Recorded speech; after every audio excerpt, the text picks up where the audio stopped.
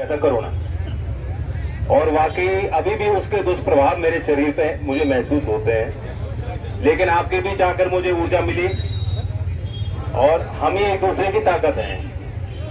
कभी कभी हम भूल जाते हैं इस बात को कि हमारी ताकत क्या है।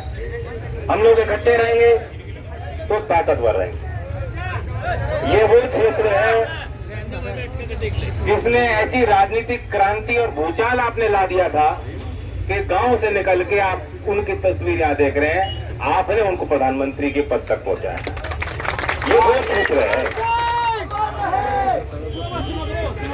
अगर ये देश का किसान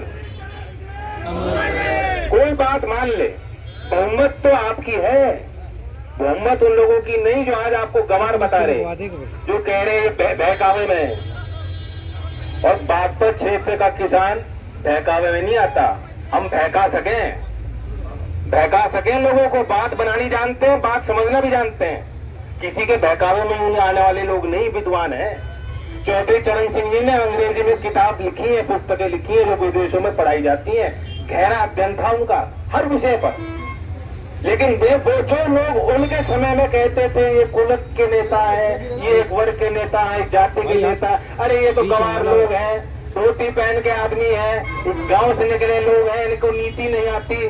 जो लोग उस समय इन बातों को करते थे वही लोग आज आपको कह रहे हैं कि ये किसान जो है। और अगर किसी के हृदय में दिल धड़कता है, मानवता जिंदा है, एक दूसरे के दर्द को कोई समझता है, गरीब के दर्द को कोई समझ सकता है, वो कभी ऐसे शब्दों का प्रयोग किसान के लिए नहीं करेगा। इस क्षेत्र के जनप्रतिनिधि ने जो बात कही है, आपत्तिजनक बात है कि किसान कौवे की सुन रहा बात। जो किसान धूप में काम करता था, मेहनत करता था, आज वह किसान कौवे की बात सुन रहा है। मुझे तो बात समझ में नहीं आई, ये बात समझने वाली है ही नहीं। भारतीय जनता पार्टी के एक सांसद महोदय कह रहे हैं कि किसान नहीं तो भड़वे हैं, गांव में जो 2-4 भड़वे हैं जो घूमते हैं वो लोग इकट्ठे हो गए, असली किसान नहीं है। मैं गया हूं वहां, सिंधु बॉर्डर भी गया हूं, यहाँ तो हम लोगों की संख्या कम है, वहां आप सोचो कितने दूर से पैदल चल के आए, लेकिन उनका बंदोबस्त इतना बढ़िया है, वे पीछे हटने वाले नहीं है। और उनकी व्यवस्था से तो सरकारों को सीख लेनी चाहिए। सरकारी योजना उसके आगे फेल है। हम लोग कहते थे मोदी जी इवेंट मैनेजर बढ़िया है, लेकिन पंजाब और हरियाणा के किसानों के आगे मोदी जी फेल हैं। तो मैं उनको दाद देता हूं, उन्होंने साहस और वीरता का परिचय दिया, और हम सबको जहां भी हम बैठे हैं, हम उनके लिए बैठे हैं, उनके प्रति संवेदना व्यक्त करने बैठे हैं, उनके साथ भाईचारा व्यक्त करने बैठे हैं। और वाकई स्थिति यह है, क्योंकि मैंने कानून पढ़ा है, इतना मैं भी जानता हूं। आप बारीकी से उन कानूनों को देखोगे, नाम तो दे दिया आपका, और पूरे कानून में काम सारे प्रावधान किसी और के हैं। ऐसा लगता है ऐसी भाषा किसी सरकारी अधिकारी ने भी नहीं लिखी होगी, ये सीधा सीधा किसी कॉर्पोरेट ऑफिस से लिखी गई और थमा दी गई देश को। और उनका प्रभाव क्या होगा, सिर्फ हरियाणा पंजाब के किसानों तक सीमित नहीं रहेगा, पूरे देश में लागू हो जाएगा। अब कहते हैं देखो फायदा मिलेगा किसान को, किसान से सीधा कंपनी खरीदेगी, आज किसान को भाव मिलता नहीं है, बात सच्चाई है। लेकिन इस बात का जवाब मुझे दे दो, बिहार राज्य का उदाहरण दिया कि बिहार में तो बहुत पहले हो गया था। बिहार क्षेत्र का किसान आप जानो खुशहाल है क्या? वो भाव मिल रहा है उसे कुछ? उन्होंने तो शिक्षा के क्षेत्र में बढ़त हासिल करी। बिहार का आदमी जहां जाता है तरक्की करता है, मेहनत करता है, मजदूरी करता है, कमाता है। लेकिन ये कहना गलत होगा कि बिहार के किसान की आय या उसकी तरक्की का कोई भी पैमाना आप उठा लो, वो आपसे आगे नहीं, बहुत पीछे है। बिहार में जितनी फसल की पैदावार होती है, मात्र 2% एफसीआई खरीदती, 2%। यह सवाल है 2% क्यों खरीदती है, ज्यादा क्यों नहीं खरीदती? और अगर मोदी जी को, भारत की सरकार को किसान के लिए कुछ करना था तो ऐसा सोचते कि हम मंडी का विस्तार कैसे करें। जिन राज्यों में मंडी की व्यवस्था नहीं है, संरचना नहीं है, ढांचे नहीं है, वहां निवेश कैसे करें? प्राइवेट भी लाओ, सरकारी भी लाओ। लेकिन सरकार पीछे हट जाएगी और कहेगी आज से जो है टाटा अंबानी सब देखेंगे, तो क्या किसान का भला हो जाएगा? कंपनी में यहाँ बच्चे हैं, नौजवान हैं, किसी की नौकरी लग रही क्या कंपनी में? नहीं लगी किसी भैया नहीं, भैया ना नहीं, एक साल की तो लग रही होगी। नहीं नहीं भैया नहीं, ना बहुत ज्यादा है। शर्मा रहे हो, किसी की तो लग रही है। नहीं नहीं नहीं भैया नहीं। मेरे कहने का मतलब ये था, किसी ने कंपनी में काम किया हो वो जानता है हाँ वो जानता है। कंपनी के मालिक की सोच क्या होती है। वहाँ नैतिकता के आधार पे फैसले नहीं होते। कोई आप सोचो टाटा अंबानी अदानी न्याय करेंगे? नहीं, किसान से जितना सस्ता लिया जा सकता है सबसे सस्ता लेंगे और ग्राहक को जितना महंगा बेच सकते हैं उतना महंगा देंगे, क्योंकि एक उनकी फिलॉसफी होती है प्रॉफिट कमाना।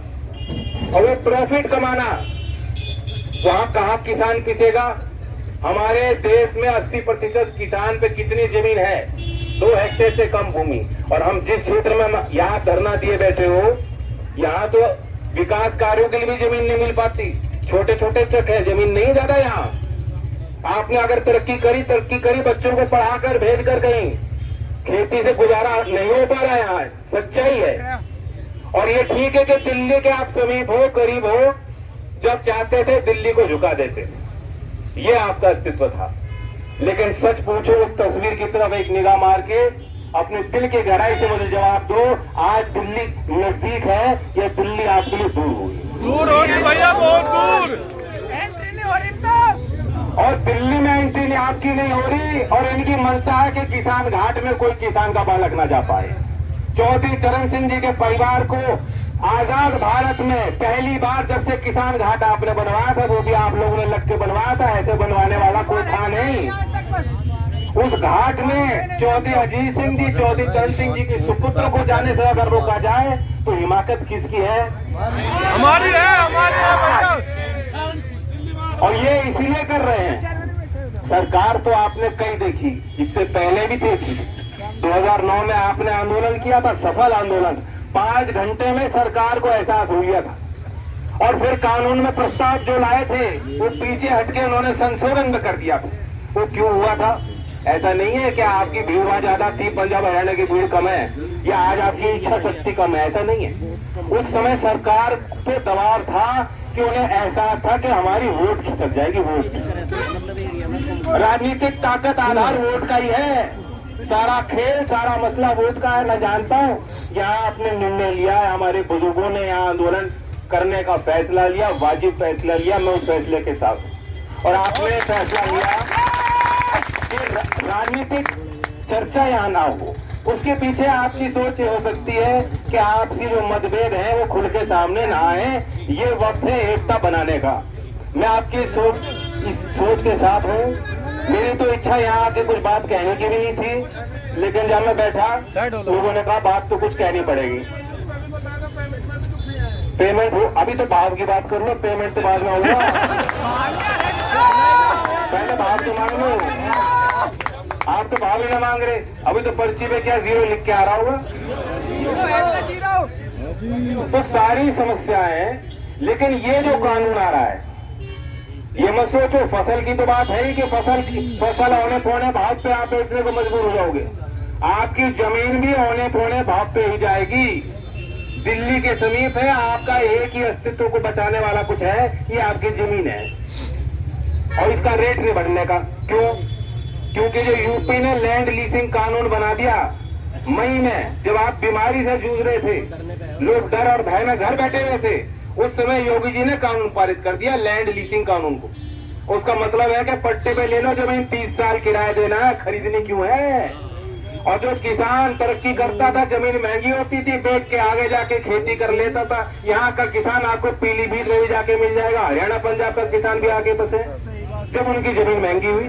अब जमीन महंगी क्यों होगी? महंगी नहीं होने की, आपका भाव बढ़े नहीं जमीन का, जो मालिकाना हक आपका जो है। और धीमे धीमे करके आप देखोगे कंपनी ने वहाँ खेती की जमीन ली, सरकार को जो है अंडर द टेबल कुछ दे दिया अधिकारी को, लैंड यूज चेंज हो गया, वहां लग गई इंडस्ट्री। और आपको क्या मिला? ना आपके बच्चों को नौकरी मिलनी उस इंडस्ट्री में। तो ये अस्तित्व की लड़ाई बहुत बड़ी लड़ाई है। मैं जानता हूँ गन्ने का क्षेत्र, गन्ने की अपनी समस्या नहीं है।